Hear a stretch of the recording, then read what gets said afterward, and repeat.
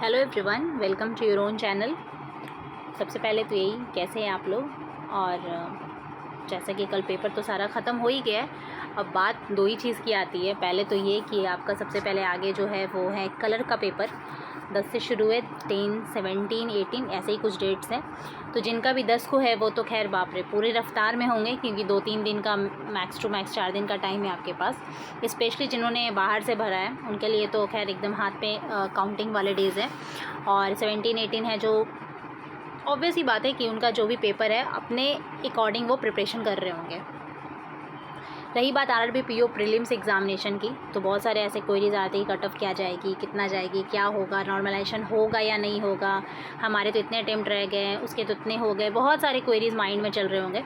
मुझे पता है ये कितना भी समझा लो, कुछ भी बोल दो किसी को कि भाई मत सोचो, हमारे हाथ में नहीं है, एग्ज़ाम हमने दे दिया है, लेकिन एक जो माइंड पे हमारा चलता है वो है कि क्या रहेगा रिज़ल्ट। हमेशा माइंड में ये चलते रहता है। भले ही हमें पता है कि रिज़ल्ट आने के बाद आपको अगर एक शॉर्ट में कहा जाए तो आपको मतलब गिना चुना दिन मिलता है, सिर्फ गिना चुना, मतलब मैक्स टू मैक्स कहते हैं 6, 7, 10, 15 डे आपके हाथ में होता है कि आप तैयारी कर सको, जो कि टू दी इम्पॉसिबल होता है कि हम सारे सब्जेक्ट्स को उस 10 दिन में कर लें। जाहिर सी बात है, मेंस है तो उसका लेवल अप होता है। तो ये जानना कि कट ऑफ क्या होगा आरआरबी पीओ का, नॉर्मलाइजेशन होगा या नहीं, हमारा इतना रह गया। तो ये वीडियो इसलिए ही था कि मैं एक अपने एक्सपीरियंस के अकॉर्डिंग, जो मेरा अपना एक्सपीरियंस है, जो मैंने एग्ज़ाम दिया उस अकॉर्डिंग मैं आपको थोड़ा सा मैं ये कहूँगी कि ये नहीं कि इस पर एकदम गारंटी है कि इतना ही जाएगा ये जाएगा, लेकिन एक होता है ना कि वो एक्चुअली सबके पास होता है। ऐसा नहीं है कि मैं सिर्फ बता रही हूँ, जिन्होंने भी अगर पहले एग्ज़ाम दिया है तो उन्हें पता चल जाता है कि हाँ भाई क्वेश्चन का लेवल क्या था, कट ऑफ बढ़ेगा घटेगा, उनको समझ में आ जाता है। ये चीज़ ऑटोमेटिक माइंड में ना स्ट्राइक करना शुरू हो जाता है। हम एस्पिरेंट्स हैं ना, हमसे कुछ भी करवा लो, हमसे कुछ भी नॉलेज ले लो, हमारे पास नॉलेज बहुत होता है। हाँ, वो बात अलग है कि अभी वो जो ड्रीम है वो नहीं हुआ है अचीव, बट नॉलेज तो होता है हर एक एस्पिरेंट को। तो जैसा एग्ज़ाम का लेवल था, जैसे वेरिएशंस हुए हैं एग्ज़ाम में, कोई किसी का रीजनिंग टफ़ है, किसी के मैथ्स ईजी हैं, किसी का मैथ्स टफ़ हो गया तो रीजनिंग ईजी है, कोई में मतलब किसी शिफ्ट में 20 मिनट्स का जो मैथ्स है उसमें मतलब 15 बनाना मुश्किल हो रहा था, कहीं पे 20 प्लस 30s में भी बने हैं। तो उस अकॉर्डिंग मैं आपको बता सकती हूँ कि कट ऑफ तो मुझे जहाँ तक लगता है कट ऑफ नीचे होगा, क्योंकि सबसे बड़ा चेंज तो ये हुआ था कि सेक्शनल टाइमिंग आ गई। तो बहुत सारे स्टूडेंट तो इसमें थोड़ा सा बहुत ज़रूरी थोड़ी है कि हर कोई 25 मिनट ही रीजनिंग में देता है, ज़रूरी नहीं है ना। बहुत लोग 20 मिनट्स में भी रीजनिंग कंप्लीट करते हैं, या फिर बहुत लोग ऐसे भी होते हैं, उसमें से मैं भी एक हूँ, कि रीजनिंग मैंने देख लिया इतने मिनट में। अगर छुट्टा रहता है ना कि अगर कुछ पजल्स अगर रह गए तो उसको क्या करते हैं, मैथ्स के बाद फिर से एक बार यहाँ जंप करते हैं। तो ये सारी चीज़ें तो ख़त्म हो गई, तो जाहिर सी बात है कि जो क्वेश्चन बनाने का जो टाइम था वो हमारा लिमिटेड हो गया। तो उस हिसाब से मुझे लगता है कि कट ऑफ में चेंजेस आएंगे। कट ऑफ कहीं ना कहीं बढ़ेगी तो नहीं, मुझे नहीं लगता कि कट ऑफ बढ़ने वाला है।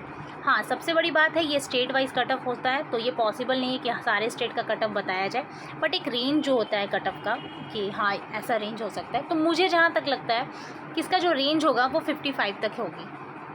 मतलब 55 इन द सेंस कि अगर मान लिया जाए, मैं फिर से बोलूँगी, मैं रेंज बता रही हूँ, मैं सारे स्टेट्स के बारे में नहीं बता रही, मैं एक रेंज बता रही हूँ। तो 50 से 55 के बीच में मुझे जहाँ तक लगता है कट ऑफ होनी चाहिए।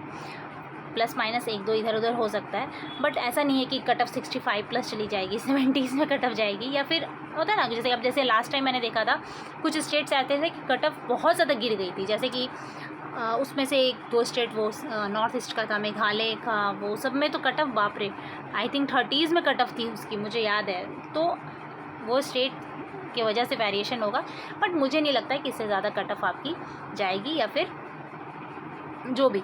और हाँ, एक चीज़ और बोलना था कि अब इसका मतलब ये नहीं कि अगर आपका अटेम्प्ट अगर 48-49 में है तो आप करें ही मत प्रिपरेशन।